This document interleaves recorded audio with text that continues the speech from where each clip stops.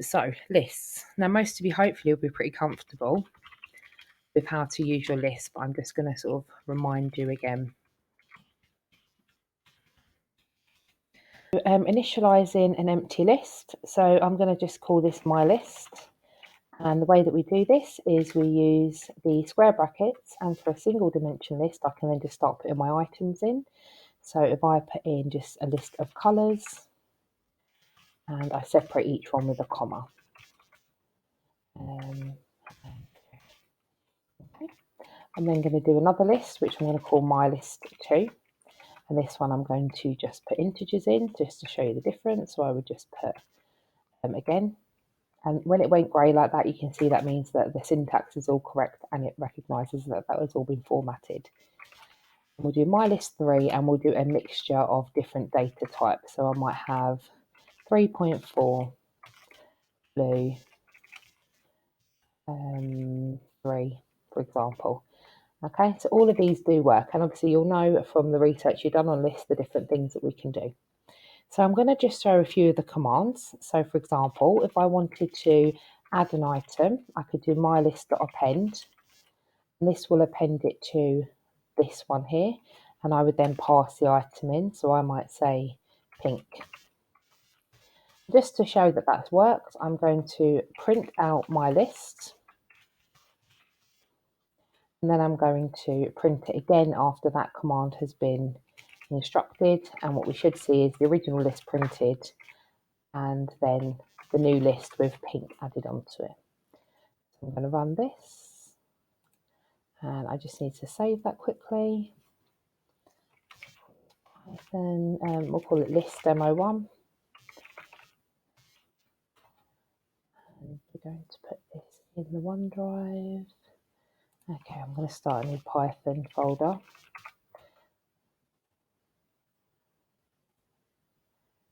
Perfect. So run my list the first time and then it's added on pink. I'm not actually sure we're going to be able to see this because I think I chose to only show my screen, but it's printed out the 2 lists. Okay, so obviously I'm going to get you guys to test out all of those functions that you identified, but what I actually want to do is I'm going to set you a challenge to look at how to use 2D lists. So I'm just going to very quickly demonstrate to you how to do a 2D list, and I'm going to show you how I tend to format it just to make it easier. So you start with 2 lots of open brackets. So one set of open square brackets that encompasses all of your list, and then each list is set up just like this. And for time's sake, I am literally just going to copy these and paste them in here. It has not copied. Let me do Control-C. And then I'm going to put the next one. And if you put the comma and then enter, it will automatically align it up. Now this is going to start looking like sort of what we tend to think of. Wrong thing there. We tend to think of when we think of tables of data. This is going to start looking like that, and I think it's much easier then to be able to visualize it. So we know we've talked before about rows and columns. So what is a row? What is a column? We'll think of columns as in the Colosseum. They're those big pillars, so they will always be vertical, and then rows will always go horizontal. When you're finding data, remember that you first look for the row that you want, and then you go across to the column. So row 0 is this one, and column 1 is where we would find the second item, but in terms of indexing position, it's actually the first item. So accessing the item to be able to print it off is, I would just say print my list and then square brackets. So first I give the row. So I want to access row 2, which is going to be index position 1. And I would like to print out the number 4. So I need to go 0, 1, 2. And I just close my brackets over. Okay. Again, another thing I might choose to do is I might tend to choose to change the value in there. So I might do replace. In fact, I'm going to leave you guys to do some exploring on this one. So that should then print out that item, which again, I'm not going to run it because I don't think you can actually see it when it's running. Next thing we need to do then is, and I'm going to show you how to do this, and then I'm going to set you on your challenge, is to understand how to iterate through that data. And this is the most powerful thing you will learn in terms of using data structures. This is going to become really key for so much program that you go on to do. I probably use it in every program at some point, because at some point I will have sets of data that come back that have from a database that have to be iterated through. So using our delightful little for loops, if I say, for example, for I in range, I'm going to say length, open brackets again, of my list 4. So this is going to say that the length of the list is how many lists are in that list, not how many items in total. So currently the length of this is 3. 1, 2, 3. If I wanted to start counting at 0, then I do from 0 to the end of my list minus 1.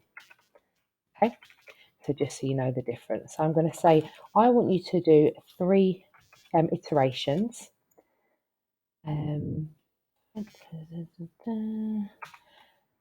Okay, and then I might say, for example, now that's what that's going to do is it's going to count how many items are in there in total.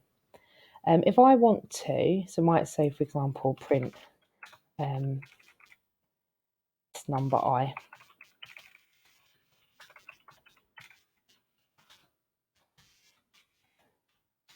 I'm actually going to put and I on the right, because I'm not, it doesn't really matter whether I can concatenate it together. So what that's going to do is it's going to go through the loop 3 times and print which list we are at any given time. Now, if I want to actually access the items in there, what I need to do is this. So I need to say, there's lots of different ways to do it, but I'm going to show you a simple way. If I say for item in my list 4, then that again is just first going to look at each list. So that equates to 3 lots of items. But the difference is now it just recognizes that you want me to specifically look at that list and you haven't just given me a generic number. I could then say for I in item. Then I can say print I. No, I don't. I want to print the item. So I can just print. Oh, hang on. I in item. Yeah, print I. Sorry, throwing myself off a little bit. It's only when I use range that it will print I as an integer of the index position. I, in this situation, relates to the specific item that I'm on. Now, I'm hoping, I'm going to try and run this. I don't think it's actually going to show you, but I can put some, well, you'll have to trust me when I run it that I tell you it's working, and when you test it out yourself, you'll be able to see. Range length list. What if I missed out? I'm going to do it in a minute. Let's see if you've spoiled it. I feel like Dora the Explorer then. There we go. That's what I've missed out. Perfect. And while you probably can't see this, what I've actually now got is every single item. So it's gone blue, green, red. So it's done for item in my list. And then at that item, it's read out each of these. It's moved on to the next for item in my list, which is this one. And it's printed out those. And then it's printed out those.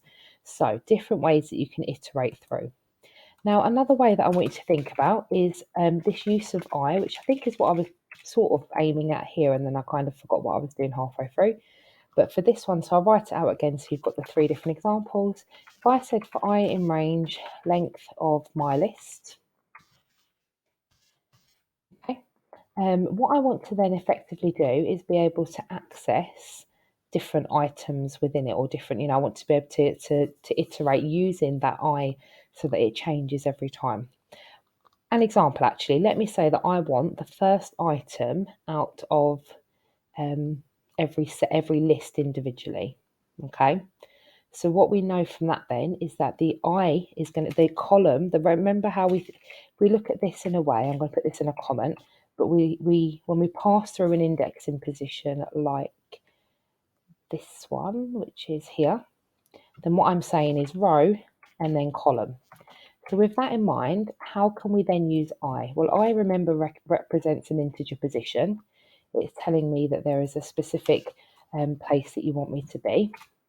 So you notice that went to the wrong place because I was missing my open bracket. And what I'm going to say is I actually want to print out What I want to change in this scenario is only row. Remember, column will always be 0 because I always want the first item. So I'm actually going to say print, and I'm going to pass through my list 4 because it doesn't necessarily know what list I want until I tell it. And then I'm going to say row is going to be equal to I, and then column is going to be equal to 0. Now, remember what I said earlier about if I wanted it to start at 0, which I absolutely do, then in this piece here, I need to go from range 0 to length of list, leave that bit in brackets, -1. So the length of list, so it's going to start 0, 1, 2. You might also want to, in this bit, print out I so that you know for sure which one you're getting. And when I run this, it should be able to tell me that it doesn't want to concatenate these because they are different data types. So I'm just going to put a comma in there as well instead. And when I run this, perfect, yep. So it's giving me the first item from the list. So with that in mind, I'm going to set you a little programming challenge. Hopefully this will give you enough reference and you'll be able to re-look at it again and see kind of what I've done and see how that actually works. And it will be a good foundation point for you with the challenge I'm about to set you.